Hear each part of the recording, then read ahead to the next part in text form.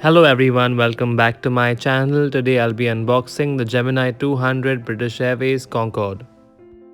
Here's the backside of the box. As you can see, the box was slightly damaged during shipping. When I first saw the box, I was slightly nervous and I thought the model would be damaged, but thankfully the model was in perfect condition. Here are the four sides of the box. I think this is probably the first time Gemini has made a fold open sleeve on a 1 to 200 scale model box. So now let's open the sleeve and have a first look at the model. This packaging reminds me of a 1 to 400 model, but I'm not complaining. Here's the history of the Concorde that's printed on the packaging. You can pause and have a look. Now the reason why I got this model is because this very registration Golf Bravo Oscar Alpha Bravo is parked by 27 left at London Heathrow, and every time I depart London I see this aircraft, so I had to get it. Now here's a peek of the model from the packaging window. Let's get the model outside the box and have a closer look. I got this model from Aviation Center Berlin for 90 euros. This model is a part of the January 2021 releases of Gemini jets. Let's have a look at all the accessories that come with this model. First up, we have this very big warning that says do not touch the reverse thrust levers with our bare hands because they can be broken very easily. Next up, we have the stand of the model. Gemini jets has stopped making the wooden stands and this one is called the simulated wood stand. It looks like wood, but when you lift it in your hand and see the backside, you can tell it's made of metal. Overall, it's a fairly good stand and comes with the top cushioning for the model.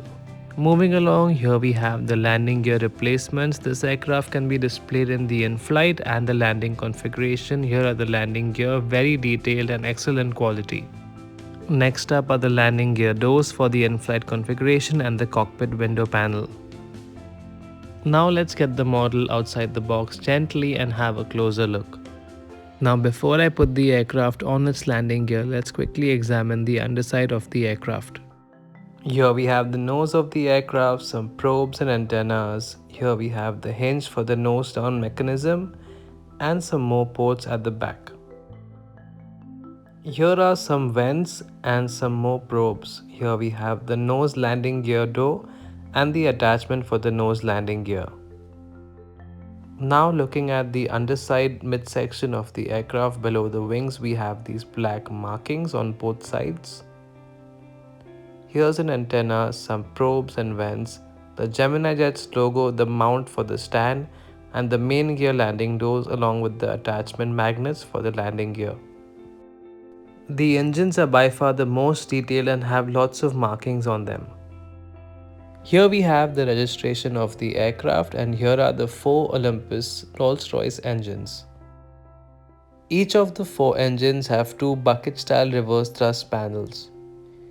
Here's a spot for the attachment of the tail landing gear on the Concorde. Now let's attach the nose landing gear, the main landing gears and the tail section landing gear and continue with this review.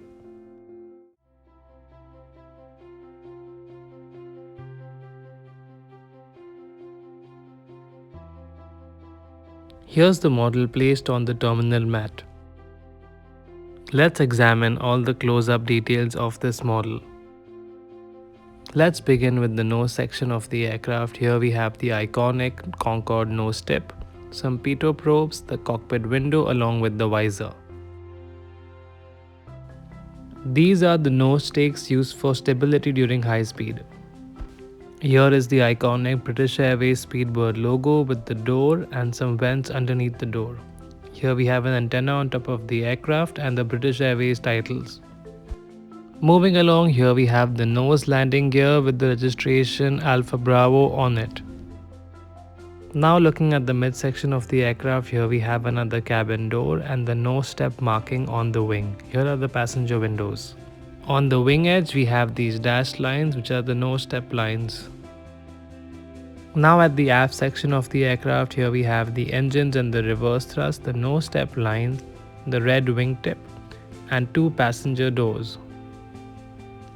Here is the registration of the aircraft and the tail landing gear. On the vertical stabilizer here we can see the Union flag livery and the rudder. The Concorde is powered by 4 Olympus engines and these are the reverse thrust panels. Make sure to move them very gently. Here is the back and the front view of the Concorde. Now let's have a look at the interactive nose of this model. Just like the real Concorde, the nose of this model can be tilted forward for the landing and takeoff configuration and can be pushed back in for the in-flight cruise configuration. It comes with this cockpit visor that can be placed when the nose is pushed up for the in-flight configuration during cruise. Ideally, the retracted visor should not be seen when the visor is extended and placed on top, but nonetheless it looks great. Once again, let's have a look at the left side. Here we have the nose step, the retracted visor, the cockpit windows, the fin, the Union flag logo, the One World logo by the side of the door which is missing on the other side, the British Airways titles, the passenger windows and the antenna on top of the aircraft. Here we have the landing gear once again with the registration Alpha Bravo. Now looking at the midsection of the aircraft, here we have a cabin door, a thin long antenna at the top of the aircraft, the passenger windows, the nose step lines on the wing and the wing edge. And here's the main landing gear. Now at the aft section of the aircraft we have another passenger door, the trailing edge flaps and the markings on the wing, the engines and the wingtip red line.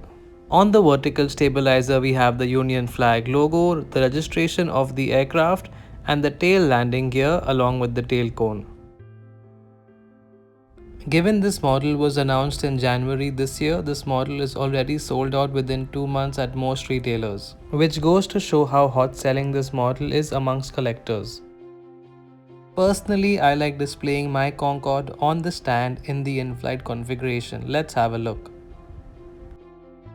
So now here's the model placed on its stand. I think it looks absolutely stunning. Here's the aircraft in the landing configuration with the nose tilted down, the visor retracted and the landing gear down. The design of this aircraft is so beautiful, it looks amazing and I'm so glad to have this model in my collection. Now here's a top view shot of the aircraft to show you the wingspan. Doesn't it look stunning? Here's a shot of the backside of the aircraft. The engine exhaust and the reverse thrust details are on point and look amazing. From the front view, the engine inlet detailing looks on point.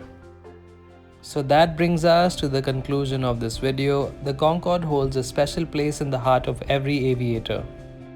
I hope supersonic flight is not just a thing of the past now and that we have supersonic flight in the near future for the generations to come.